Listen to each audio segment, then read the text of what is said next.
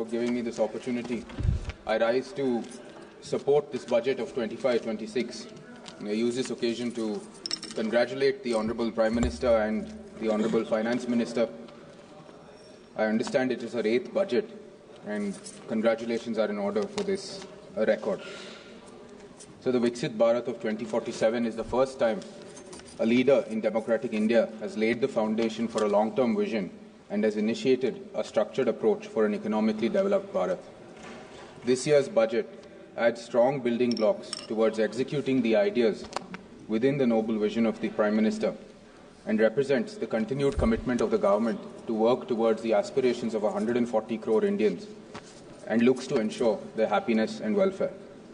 The last 10 years of successive Modi governments have laid a strong foundation for the Viksit Bharat, and this budget builds on that foundation by adding strong pillars to support the grand edifice of this noble vision. So, given in the limited time, I'd like to focus mostly on my state and all of the key policy shifts that will benefit my state of Karnataka. So the action plan on toys especially benefits states such as mine. Between Bangalore and Mysore, the district of Channapatna is a well-known toy-making center, and the district of Koppal as well is a well-known toy-making center. Both of these places will be abundantly benefited given the huge impetus and the full push given on the action plan for toys. I'm sure that the heritage that is toy making will be conserved and furthermore made attractive for the modern audience. So, aside from that, the Gyan Bharatan mission will be a boon for cities such as my own in Mysore, which have an abundant treasure of manuscripts and need urgent conservation as well. I'm sure that this heritage being preserved and accessible to one and all will be another boon that this budget will bring along. So this investment also highlights the key aspect of Viksit Bharat. Never before has such an impetus been given to preserving, conserving, and most importantly, taking pride in our Bharatiya heritage. The Viksit Bharat pays homage to the aspirations of Bharat from its civilizational roots all the way to its modern aspirations to be a world leader in AI, deep tech, and cybersecurity. So in particular, the modified Udan scheme as well looks to benefit many of the smaller Tier 2, Tier 3 cities in Karnataka as well. I'm also very happy to learn that a special airstrip will be given to Kushalnagar, which is within my own constituency of Mysore and Kodagu. Kodagu has not received very many connectivity-related issues, and so this airstrip will benefit tremendously in ensuring a very vital and agricultural district gets the needed impetus it needs to ensure better pricing for their agricultural goods. So the many schemes, of course, is benefited by a complete transformation in the tax sphere. The positive transformation in our tax landscape will play a pivotal role in nation building, and this decade of tax reforms is perhaps one of the least appreciated, underappreciated aspects of the Modi-led governments. From 2014 onwards, the tax slabs have seen continuous improvements from 2.5 lakhs exempt to 12 lakhs exempt in this current budget. We've been witness to a paradigm shift in the functioning of our income tax department. Gone are the days of the income tax department being an enforcer.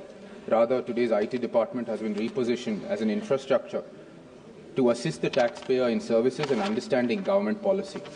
So the codifying of rights and duties of the taxpayer, the recognition of our taxes being utilized for nation building have all contributed positively, and the contribution of direct taxes to total tax revenue has also been steadily increasing as compared to the indirect taxes. So another big capex investment for our Karnataka has come in the railway infrastructure. An additional allocation of 7,564 crores in the budget towards the railways, which is the highest ever, one of the highest ever railway allocations, is a big boost in connectivity for our state. 61 railway stations being upgraded with 1,981 crores. Addition of 2 new Namo Bharat rails are very much a welcome development.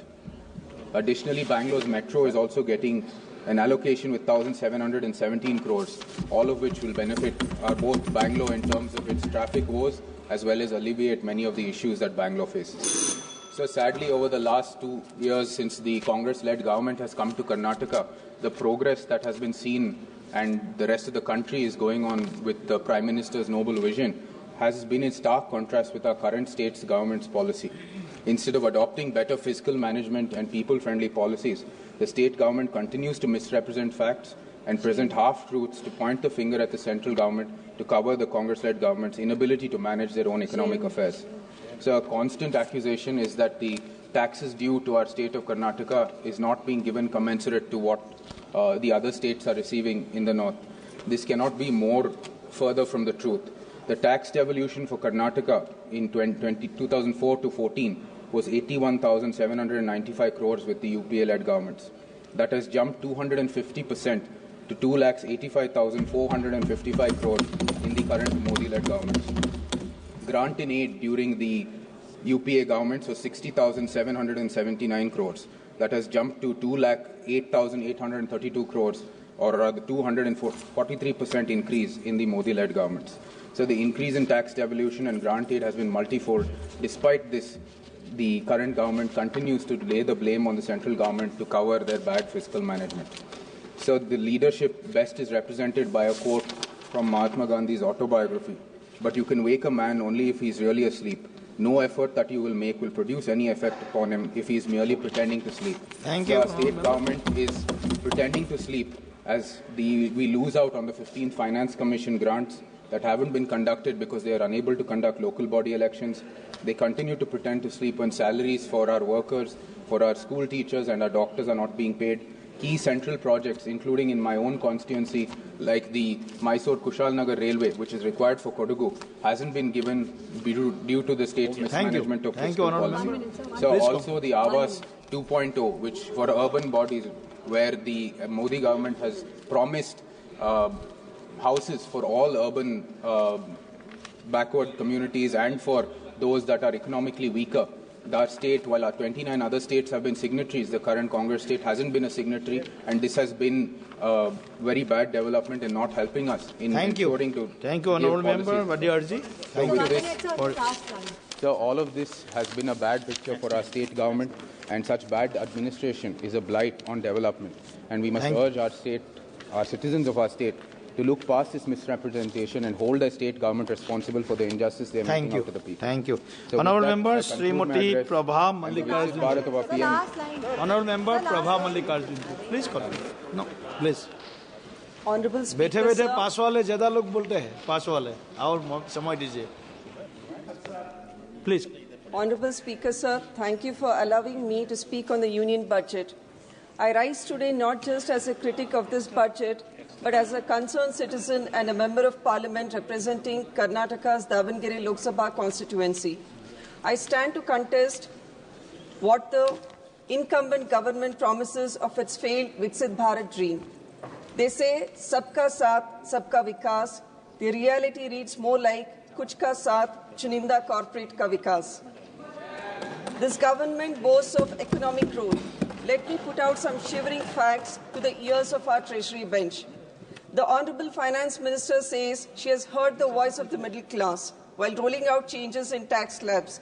Let's be aware that only 6.68% of India's population filed income tax returns in 2023-24 fiscal year.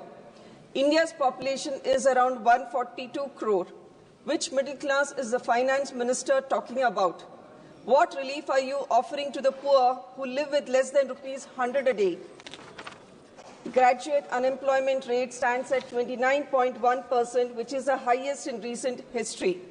In general, the unemployment rate had even peaked to 9.2% in June 2024. Since 2014, real wage growth has been abysmal. Agricultural labourers' wages increased by just 0.8%, non-agricultural workers by 0.2%, and construction workers face negative wage growth. The number of billionaires has surged to 200, with the wealth rising 41% in 2024, while the top 1% now control more than 40% of India's wealth, which is the highest inequality since the British rule. The public sector banks have written off 9.90 lakh crore in bad loans to corporates in the past 5 years. Is this Viksit Bharat? The household debt is at a record 39% of GDP. 100 million promised manufacturing jobs which never materialized. 24 lakh SMEs units have shut down since 2015-16. The communal violence is at its peak. Has the government uttered a single word on the need for secularism and brotherhood? This is the state of Viksit Bharat we are living in. Vikas of Viksit Bharat is completely lost and nowhere to be seen. The gross injustice the NDA government has done to India cannot be washed off even if they take a dip in the holy Kumbh Mela. Our farmers are struggling with the NABARD allocation slashed by 58% and cooperative banks tripled, forcing lakhs of farmers into private moneylenders' hands. Meanwhile, the government remains silent on legally guaranteeing MSP, leaving farmers vulnerable to exploitation. Honourable Speaker, sir, let me now turn to what I call this government's triple talaq on rural India, the systematic dismantling of Manrega, NABARD and our self-help groups. As a doctor, I present the latest chapter in this government's healthcare horror story. The Finance Minister has allocated rupees 99,858 crore for healthcare in financial year 25-26. Let me give you the real prognosis. The current medical inflation rate in India is 14%, which is highest among Asian countries, including China. We have a 79.5% shortfall of specialists, and doctors are working 36-hour shifts. Let's talk about priorities. India's healthcare spending stands at just 2% of GDP. For a nation aiming to become a developed economy by 2047, how can we dream of a Viksit Bharat when lakhs of people still go bankrupt over hospital bills? Even the PPP model is suffering with no governance structure and zero ownership. It's become nothing more than publicity, propaganda, and photography. As a medical professional, I can tell you this isn't universal health care, it's universal health care. So just 2 minutes. Speaker, sir, our constitution describes India as a union of states in Article 1. The idea of cooperative federalism is being systematically eroded by this government, and Karnataka is among the top contributors to the national economy. Karnataka contributes rupees 4.3 lakh crore in taxes, yet receives only 13 paisa for every 1 rupee given, yet the centre happily distributes funds elsewhere to serve its political interests. Despite these betrayals, Karnataka continues to lead by example, allocating rupees 52,000 crore for welfare schemes, which even the UNGA President Philomen Yang has hailed Karnataka's guarantee schemes for empowering women, endorsing them as a model for global adoption and future UN workshops. When injustice becomes law, resistance becomes our duty. This budget exposes the government's neglect, widening inequality, and failure to address the nation's pressing crisis. Deception cannot replace real governance, and empty rhetoric will not mask the hardships faced by millions. If accountability is ignored today, consequences will be unavoidable tomorrow. I would like to end my speech by quoting the great Kannada poet Sarvagna, which expresses the plight of Karnataka state at the hands of the centre. Gorkalla mel malegaredare, akkallu neeru kuduvude Sarvagna. Jai Hind, Jai Karnataka, Jai Samvidhan.